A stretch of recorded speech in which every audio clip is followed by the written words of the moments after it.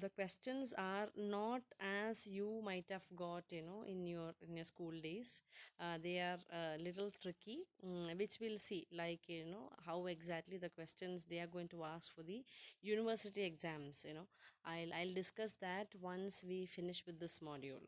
Okay, right now try to understand the concepts that we actually discuss here. That is what you're supposed to do. You just try to understand the concepts that we discuss, the concepts like ideology, like black humor, things like that. You try to understand interpolation. If you have any doubts regarding that, you can definitely ask me. Okay, like any clarity that you need, more clarity that you need, or if you want me to explain something in Malayalam, that also you can ask me. That time Morita will bear with us, and I'll try to explain that, the concept to you. So that is about, the introduction that I wanted to give you. Anyway, we'll start. As I've told you, this is a very small passage from God of Small Things. We have two classroom activities, just below the that passage. One is like in the above passage, how do you think Arundhati Roy documents the discrimination against and ostracism of the lower caste perpetrated in the history of Kerala? That is what is given as the first question. In the above passage, how do you think Arundhati Roy documents that? Through certain images that she tries to convey, through certain words that she has used. It is clear, like, how she has portrayed the discrimination, or you can say the ostracism. Ostracism means excluding somebody, or you can say, yeah, somebody from the group of the lower caste. How exactly the caste issue is being dealt by Arundhati Roy in the above passage.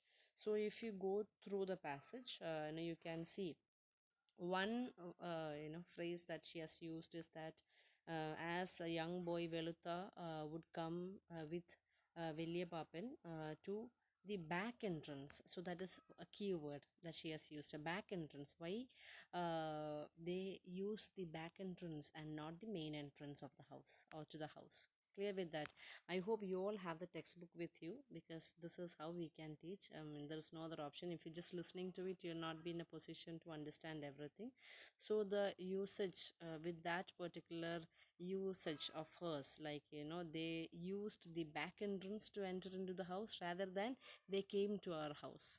Clear with that? So back entrance is a very significant point up here that you have to notice.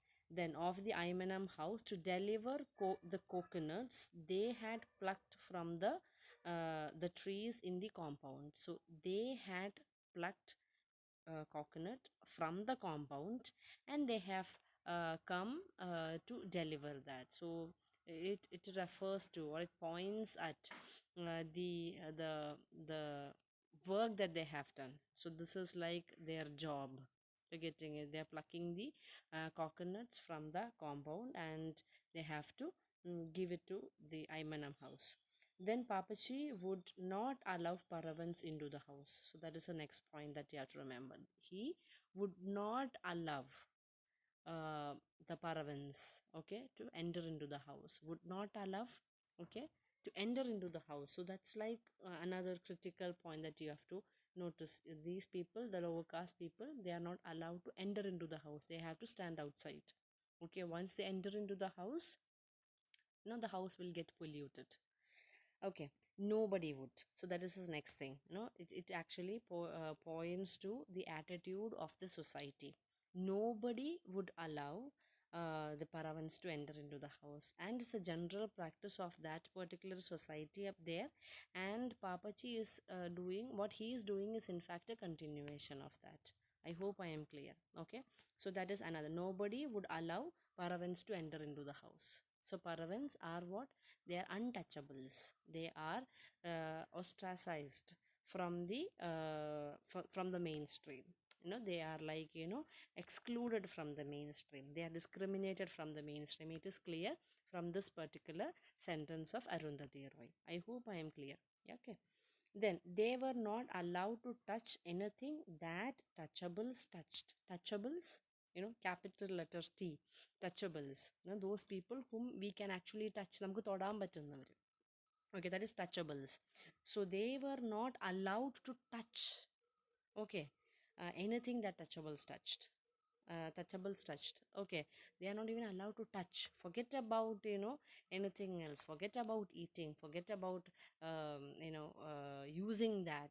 They were not even allowed to touch. So that points to the gravity of this particular thing called untouchability, or you can say caste system, that prevail in the society of Kerala. Okay, so that is the next area through which you can say that she tried to sensitize the readers about the prevalent system of untouchability. Then caste Hindus and caste Christians, it says everything. It holds everything. That much depth is there in its meaning. Caste Hindus and caste Christians, which means what? It is not just about Hinduism, it is also about Christianity. The caste system, that it actually prevails even within Christianity. It's a very profound, a sentence, okay, which we'll discuss maybe later. Then Mamachi told Esther and Rahel that she could remember a time in her girlhood when Paravans were expected to crawl backwards with a broom, sweeping away their footprints so that Brahmins or Syrian Christians would not defile themselves by accidentally stepping into a Paravan's footprint.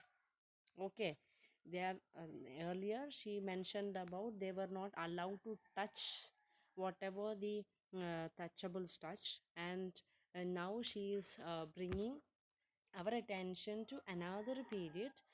It is probably the childhood times or the girlhood times of Mamachi, another character in the novel. Okay, where she says like there was a period that where the Parvans, they have to hold, they have to tie, they were asked to tie a broom or a chool along with what, along with their body, especially in the backside. And അത് എന്തിനു വേണ്ടിയിട്ടാണ് അവർ, എന്തിനാണ് ഈ പറവൻ എന്ന് പറയുന്ന വിഭാഗക്കാർ എന്തിനാണ് അങ്ങനെ ഒരു ചൂല് കെട്ടിത്തൂക്കി നടക്കുന്നത്? The moment they walk through any path, at that time there were not tarred roads and ഒന്നുമില്ല, ടാറുള്ള റോഡുകളൊന്നുമില്ല. It was like normal roads ആണ് ഉണ്ടായിരുന്നിരുന്നത്. അപ്പോൾ the moment they walk through road, the broom എന്ത് ചെയ്യും, it will remove the footprints of these paravans from the road. Okay, എന്തുകൊണ്ടാണ്? The Brahmins and the Syrian Christians, they'll not even step into, they'll not defile themselves, our അശുദ്ധരാക്കി, they'll not pollute themselves, എന്താണ്, by stepping into the footprint തൊട്ടാൽ പോലും you will get polluted. You are getting it. So that was at one point the caste system that existed in the society of Kerala. You're getting it. So that is that is what she wanted to explain to us through this particular passage in her book. So it actually points to what, if you want to discuss something, you can easily use such you know you can use that through the words that you use in any literary work for that matter. Her idea, her stand is very clear. From this particular passage, I'll continue. In Mamachi's time, Parvans, like other untouchables, were not allowed to walk on public roads. Okay, so this is like she's trying to discuss about that intensity of that untouchability that prevailed in our society. You can see that they were not allowed to walk on public roads. You're not supposed to, public road, we are not talking about a private road to a house. It's a public road, it's a road of the government or road of people in authority. It's a public road, but these paravans, they were not allowed to walk on that, not allowed to cover their upper part of the body. They were not allowed to cover that. Okay, so that particular portion, be it a man or a woman, they have to keep it and without any piece of cloth.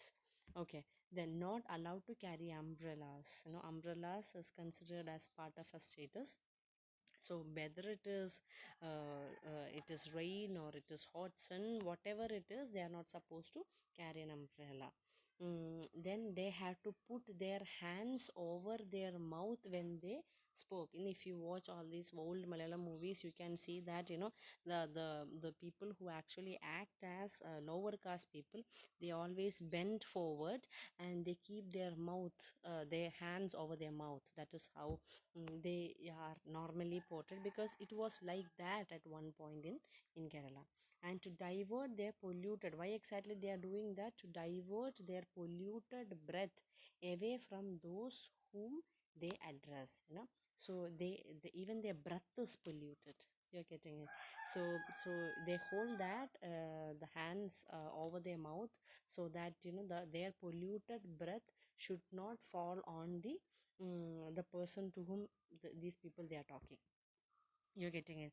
So this is like a very critical kind of a passage, you can say, where she is trying to tell us about the caste system that prevailed in Kerala. I hope it is clear. So through literature, how we can depict the caste system, or any issue for that matter, be it the issue of women, or I can say of children, any issue for that matter, of class, okay, of race, any issue can easily be represented through literature. That is what we can see from this passage. Clear with that? So how exactly she documents through all these incidents, back entrance, then deliver coconuts that are collected from their area, then would not allow to enter into the home, nobody would allow them to enter into the house, then were not allowed to touch what touchables touched, then they were expected to crawl backwards with a broom. Then you can see that stepping into the footprint of the Paravans used to defile the Brahmins and the Syrian Christians. Then they were not allowed to walk in public, they were not allowed to cover the upper part of their body, then they were not allowed to carry umbrellas, they had to keep their hands on mouth, so that their polluted breath will not go, it will not go to the person to whom they are talking to. So through all these usages, or through all these pictures that she tries to portray about the, or she tries to document about the untouchability, or the system, caste system that prevailed in Kerala. Okay, so that is the first question. Now second question, how does she sensitize the readers to the social injustices committed against the Paravans? So here you can see that in this passage there is a politics of Arundhati Roy. Okay, what exactly we get from this particular passage, that is very important. You can see that this is an objective representation of what, of caste system. Okay, objective in the sense, she is not part of the so-called upper caste community. Okay, we are talking about those who practice untouchability. Okay, those who are like those people who are in the authority, or those people who are in fact ruling others. Okay, means I'm talking about the Brahmins. And though she is also Syrian Christian, she is in fact no, going for an objective description about about untouchability. Secondly, she is neither she is also not part of the untouchable community. Okay, so that is why she can give a kind of an objective account here. Objective is opposite to subjective. Subjective means I am talking about my own very personal experience. Okay, so I have experienced untouchability and I'm talking about that. I mean, as a victim, you're getting it. There you can see, you can be more subjective. For example, you have the writings of Bama, Bama, Bama, Bama Faustina. She is from Tamil Nadu, and she is like a very prominent writer in Dalit literature. Dalit, Dalit, Dalit literature. We have Dalit literature, we have Dalit feminism, we have Dalit criticism. All those things we'll discuss in detail later. So she's a very prominent writer in Dalit literature, and one of his most important work is Karukku. Karukku. Karukku. So in that she talks about her own very personal experience as an untouchable. Okay, in Tamil Nadu, she was a Christian, she was a nun, and she came out of that. Okay, she thought like, even within a convent there is a kind of, untouchability that is being practiced. So she said she wanted to live as a human being, not as an untouchable. She was, I think, if I'm not mistaken, she was a principal. Okay, yet she experienced a kind of, that caste, a kind of an that of an untouchable. Okay, or you can say lower caste Christian. So that is why she came out of that, and she wrote about that. She has so many books to her credit. One most important one is this Karuk. Okay, so another one is Sangadi. So like that, so that is like a subjective account of what of your personal experience of caste system. This is an objective, more or less an objective account, for the reason, you are not the ruled or being ruled, not the one who is in fact ruling the system, or one who is being ruled by others. Okay, so there is a kind of an objective account is there. Then another thing is like, you can see the ideology of the writer in this particular passage. Okay, when she said like, caste Hindus along with caste Christians, she herself, not in fact born a Christian, but you can see that she somewhere or the other she belonged to that community, but her ideology is more or less clear in that particular sentence called, caste Hindus along with placed along with caste Christians. So she is completely against the system of caste, of, this casteism or caste system, and be it any religion, it is just the same. That is what she says. Another thing is like, your breath is even polluted.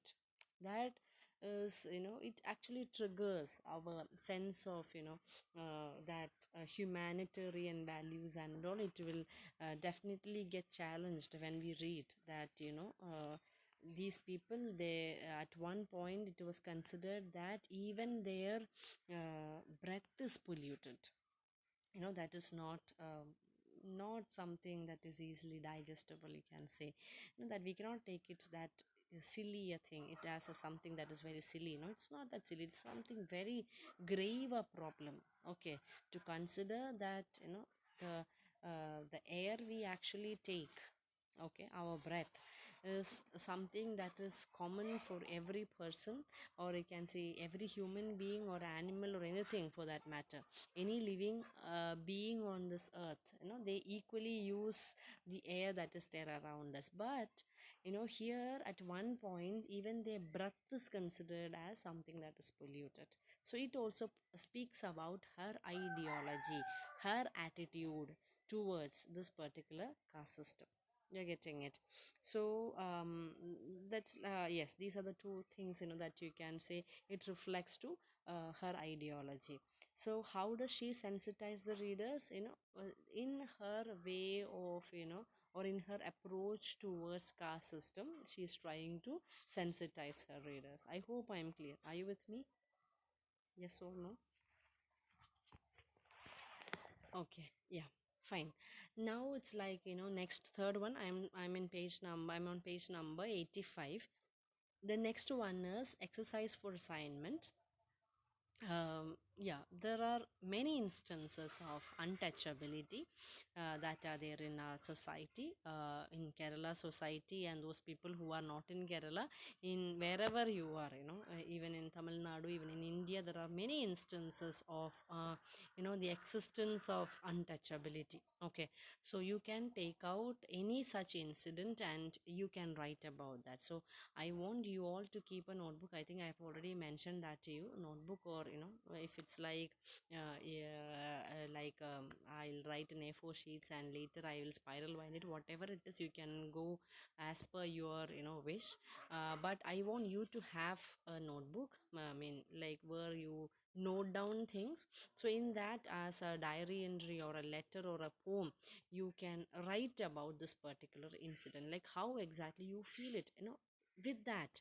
What you can do is, like when you write a poem, you slowly you try to understand that it is possible, you know to discuss such things through poem, or you can say, like through a letter or through a small article or a diary entry. That's all literature. It's all part of literature. So through that you can discuss such things, and in that, what actually reflects is your ideology, your background, and everything is in fact getting reflected in that. I hope I'm clear. Okay, so that's kind of an assignment. I want all of you to do that, and I'll later I'll give you a deadline. I know I'll give you a deadline. I want all of you to submit that. I don't want it more than a page. Maximum length is like one side of an A4 sheet notebook. If it's a small notebook, one page is more than enough. 100 words is more than enough. Okay, just write down something about the caste system or any incident that was there in the recent past in Kerala or in India. Write about that, in any form of literature you can write, and take a photo of that and send it to me. Not on the WhatsApp, you can send it personally to me. So I'll take it as an assignment from you. Okay, I hope it is clear. Yes or no? Yeah, I'll give you the details later. Yeah. Swati is the one, who normally responds at as the first person. Yeah, whatever it is. Now, next we are moving on to literature may also reinforce existing power relations. That is the second concept that we want to discuss here. At times, literature reinforce means it actually supports, or you can say it actually strengthens the existing power relations, or the power relations that exists within a society or within a culture or within a religion. It is in fact done through literature. Okay, and for that the example is given. It's like a small excerpt from Jane Eyre of Charlotte Bronte. So I want again you to read that. I want all of you to read this particular passage from Jane Eyre. I'll give you a kind of a very brief outline about Charlotte Bronte. Charlotte Bronte is generally considered as a Victorian, okay, Victorian writer or Victorian novelist. I think I've already given you, like the divisions, though I restricted it to one or two classes, but I've told you, like the 19th century is generally considered as Victorian period. Okay, so Victorian period has its own sensibilities, which I'll discuss later. So she actually belongs to Victorian period, okay, Victorian novelist, and this particular novel, Jane Eyre, it came in the year 1847. It is easy to remember. No need to remember, but as literature students, we have to study all these things later. So that is why just 100 years prior to our independence, so that in that way you can remember the year of publication of Jane Eyre. So about Charlotte Bronte, they are three Bronte sisters basically. Very popular. Bronte sisters are very popular in British English literature. Bronte sisters, it is Charlotte Bronte, Emily Bronte, and Annie Bronte. These are the three sisters, and they have got a brother by name Patrick. Okay, so that is also there, but leave Patrick for the time being. These Bronte sisters are very popular, they are very famous, and three of them. Charlotte Bronte's important work is Jane Eyre. Emily Bronte, her important work is Wuthering Heights. It's a very important and popular work. If you haven't read, any of you, if you get a chance to read Jane Eyre, you should read it before you finish your graduation. Likewise, Wuthering Heights is also another important work. That is also, I think it's available in our library. Once you come here, you can read it, or you can take and you can read it. Otherwise, if it's available in online also, Wuthering Heights also is a must read for a literature student. And then Annie Bronte, her important work is The Tenant of Wildfell, Hall. That's her important work. I haven't read that. The other two I have read. And so that is also a very popular work. What I wanted to tell you is like there was a practice in Victorian period. Victorian period is a period of heightened patriarchy in England. So many standards, patriarchal standards, were fixed during this particular period. There was a tendency for women writers to acquire a pseudonym. Okay, so they write in the name of some write in normally in some man name of a as that of a man, or they used to have a pseudonym, a male pseudonym. Okay, so her pseudonym was Currer Bell, Currer, Currer. Okay, Charlotte Bronte's Currer Bell. So that is how they are like popular. They three of them they wrote under pseudonym, male pseudonym, and three of their works were like very popular. But still, you can see, since it is at that time it was assumably written by a man. You can see that that political equations that prevailed in the society of England during the time, it is evident in their writing. Okay, so we feel like at least at some point it is written by a man. You're getting it. So they try to keep that spirit also in their writing. But right now we have started criticizing, like yeah, though we got a kind of a feeling that it was written by a man, but that was a kind of an irony that they wanted to project in their writing. Okay, or it is in fact a kind of a sarcasm that they have used in their writing. That is a feeling that we get right now. That is how we try to interpret, especially the feminists after 1970s and all. Jane Eyre, we have a kind of a detailed discussion on Jane Eyre by many famous feminists. After 1970s, you can see that we have started interpreting it that way, but still it actually points to the then existed system of or then existed system against women and various other things that are there in this particular passage. So that is all about the introduction that I want. Yeah, Emily Bronte, her pseudonym was Ellis, and Annie Bronte, her pseudonym was Acton, Acton. Okay, you can just go for a Google search, but it is good if you know about Bronte sisters. That is because after all we are all literature students. Okay, so that is why I try to give an introduction about Charlotte Bronte, Bronte sisters, then Jane Eyre, the name of the novel, which came in the year 1847. And she belonged to Charlotte Bronte belonged to the Victorian period of British English literature. These are the few things that I want to discuss in now. Before we meet in the next class is on Monday. I want you to go through this passage also. It will not be that easy a passage as that of Arundhati Roy.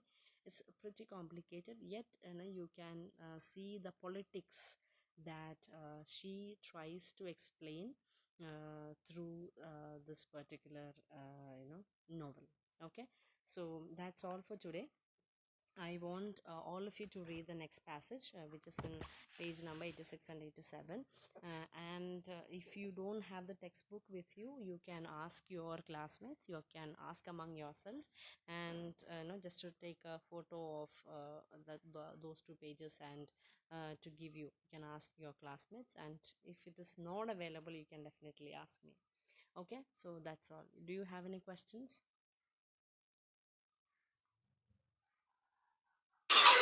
Ma'am exam portions ഒന്ന് പറയുമോ? Exam portions. Yeah, Monday we have an exam, alle? Yeah, so we'll not meet on Monday.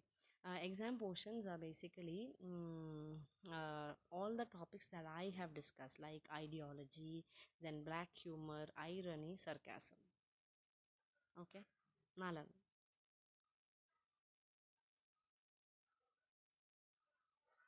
Uh, did you ask Darling Miss about that? No.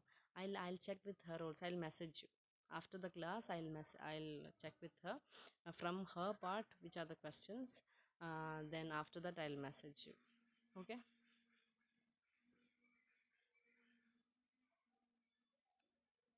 Yes. Yes, Aurita. That is the assignment.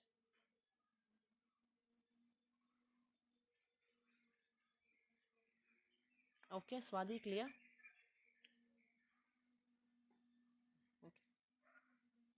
If I forget, do message me personally and ask me, like, what exactly are the exam portions from Darling ma'am and from her portion. Okay.